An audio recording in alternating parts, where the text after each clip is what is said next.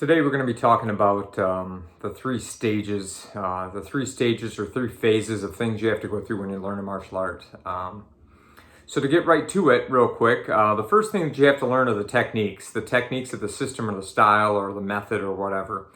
If you're learning jiu-jitsu, you might want to learn all the positions like mount, side mount, back, guard, full guard, butterfly guard, spider guard, all that, whatever. And then you need to learn all the techniques. In jiu-jitsu, it might be like, Americana, Kimura, triangle choke, all those things. And on other striking arts, you have to learn things like the jab, the cross, the hook punch, maybe the leg kick, the roundhouse kick, the teep, or if it's more karate style, like the front punch, the reverse punch, shuto, things like that. So you have to learn the individual techniques and how they work, how to create power with them, how to have speed with them. You have to learn all about them and what you do with them. So that's the first thing, learning the techniques of a style. That's your fundamentals, and you should work on that continuously and improving your ability to do those techniques. The second phase or stage would be learning tactics. Tactics are things that make your techniques easier. So things like distancing, proper distancing. The proper distance you need to apply the technique, or the proper distancing you need to defend the technique, or go from defense to offense to counter the technique. Angling is another tactic. Getting on the proper angle to limit the attacks the opponent can do to you and the attacks that you can do to them.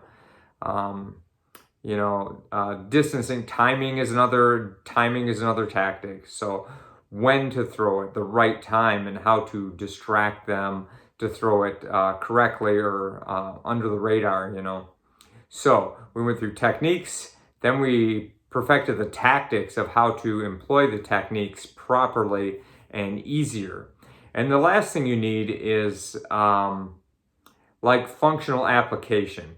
So functional application is you have to put in the time to actually do that against a resisting opponent. Maybe you start against a non-resisting opponent, but you work your way toward a resisting opponent and see how things work, because as they say, the proof is in the pudding. So if your techniques don't work against a resisting opponent, then they really don't work. It doesn't matter what you think.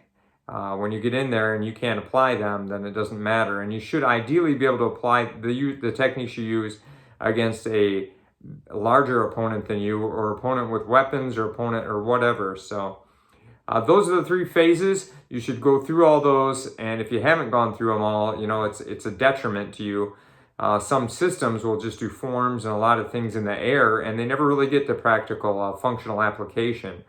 And a lot of systems don't even talk, or instructors don't even talk about tactics. They just show you the moves or the moves in sparring, but you really need to go through all three of these phases to become the best you can be. So once again, you learn the techniques, you study the tactics to make your techniques easier, and then you practice it, the functional application of those against a resisting opponent. And you can do that safely by putting on gear, or, having alternate striking areas, such as the forehead instead of the eyes or something like that. But practice all three of those areas and you'll become a better martial artist. All right, thanks. And if you can like, share, and subscribe and get some more subscribers on the channel, I would appreciate it.